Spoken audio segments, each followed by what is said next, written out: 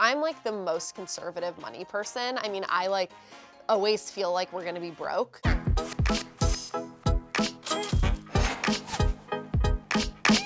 After years of acting, you have launched a lifestyle brand, Happily Ever After. Take us through that evolution. Yes, so I was the most surprised person about this evolution. I will definitely tell you that. I was super lucky. I was getting jobs and I was working. I was a working actor.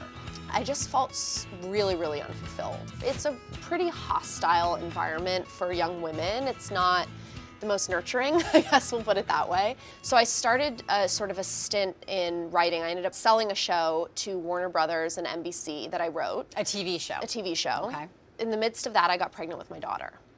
And after she was born, I just thought to myself, how insincere is it going to be telling this little girl her whole life, you know, make sure you do something that makes you happy, be fulfilled in your life, and here I am, not following my own advice. And I had to literally sit down and make a list of what I like to do. And what do you like to do? So it was funny because I wrote all of these sort of topics, right? It was like interior design, home decor, cooking, entertaining, throwing parties, making things, crafting. And I looked at that and my husband was kind of walking through the kitchen. He said, well, that looks like a lifestyle blog.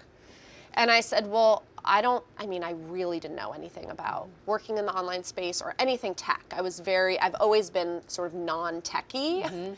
And I was like, well, I wouldn't even know where to start with that. And he's like, look, learn it. Worst case scenario, do it for a year or two. And you really did it by yourself? Oh, completely by myself. And then just kind of as I was starting to learn a little bit more, I got pregnant again. And I ended up miscarrying at almost 3 months pregnant and decided to share that experience on my blog. And that is when this corner really turned with the blog. And I realized that people were really craving this sort of brutally honest, really open about the good, the bad, and the ugly of motherhood, balancing it all, having interests besides just motherhood, family life, married life. So that's when I stopped taking any acting jobs. I just went full time into the blog. What did that feel like? It was actually such a relief, honestly. And now I work with a team. They're my representation, so they help me work with brands and to monetize the blog. Now, from the outside, everybody looks at actors and think, wow, this is such a cool job. You get paid to be in show business. But you kind of left that, you're a working actor, you left that paycheck behind to take this risk. From a money standpoint, like, what was that like? It was extremely scary. You know, I was financially independent from a pretty young age, and that was a huge point of pride for me. It was really important to me to be financially independent. So it was actually really tough for me. So I want to dive in a little bit to your memories of money and finance, I guess, growing up. Who taught you more about money, your mom or your dad? My husband. You know, it's funny. I really think that schools should reintroduce like a home ec program about finance. Literally, when we bought our first house together when I was 26 and we just got married, I had no idea. It was extremely overwhelming when I realized how little I knew. We grew up in a artistic family, but it was also, I came into the picture when my mom was pretty well established in her career. And at that point, she had a business manager. She had people dealing with a lot of these things that she wasn't doing, and herself. So you didn't see her like sit down and write the checks every Sunday. Right. And I think there wasn't a lot of financial fluency in our home anyway. I mean, I think it's just not what's on my parents' radar, really. And so we never got an education in it. So my advice is learn young and teach your children. Okay, so while you might not have gotten the basics of investing and saving and spending and all that financial literacy from your parents, what did you learn from your mom about building a career?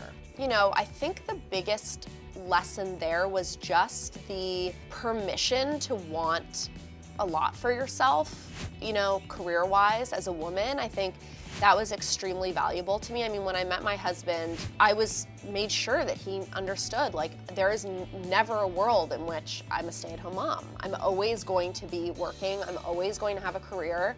If that's not okay with you, you have to let me know now, you know? Get that out.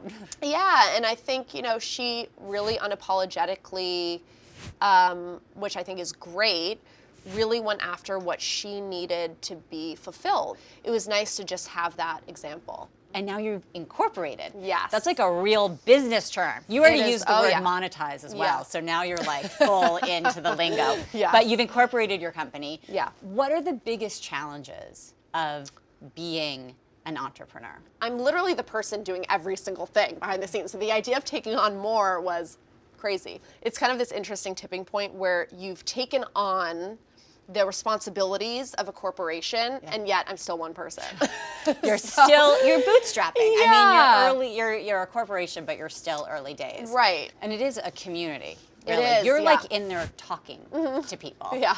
And I'm kind of like their sister, you know, who like lives in a different state or something. It's like that's the type of relationship I have with a lot of these followers where my kid will throw up or something and I'll get, you know, literally 200 messages, like direct messages. If I don't post to Instagram stories within the first like 6 hours of the day, I will literally get emails to my inbox from followers being like, just want to make sure you're okay.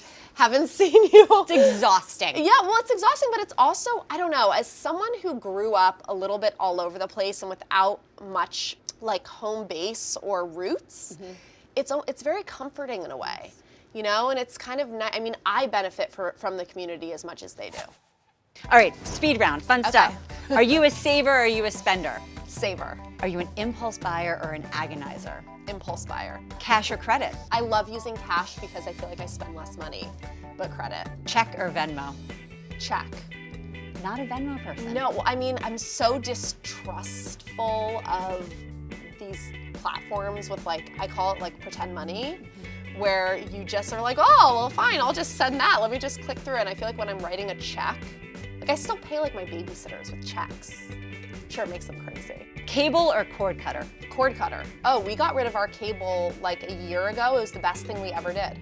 Are you a coupon cutter? I used to be a coupon cutter. Now I feel like I can like never find my scissors and stuff, but I do all the digital coupons on my phone. I'm also all about never, ever, ever buying any piece of clothing full price. There's always a sale. If you're buying something full price on like a retail website, you've lost the game. Yeah. Don't do it. If you could design a new $1 bill, who would you put on it? Michelle Obama. Keep the penny or get rid of it? Keep it. Yes, it's so cute. What was your worst job? When I was 14 or 15, I was a PA on the movie Mission to Mars. And my roles included locations, lockup, which is basically begging people who are crossing a public street not to cross it while they're filming, which is really ineffective for a 14-year-old girl. And also I would make Jerry O'Connell lattes to bring to set, which actually maybe that was the best part of my job. A best job? I love my job I have now, but so when I was in high school, I worked at a family-owned toy store. I would work there all weekend and then after school on Fridays. I just loved it. All right, what'd you do with your first grown-up paycheck? Rented an apartment. What do you feel good about spending money on? Experiences for my family. So trips, vacations, tickets to shows, even childcare so that we can all be happier when we're spending time together. What do you hate spending money on? Things that I already had. So like, you know, if you're like, oh, we have to get, you know, Tylenol, and then you go home and you realize that you had like 2 bottles of kids Tylenol like in the back and you're like, oh, now I can't return these other ones and I already opened it. Like that always feels like I'm just literally like pouring money down the drain and that's annoying. How much cash do you have on you today? I actually just sold a mirror in my house for cash from a follower who wanted it from my wall. And she paid $100 for it. So I have $100 cash in my wallet right now. What would be your #1 piece of advice for your community out there in terms of money and finances?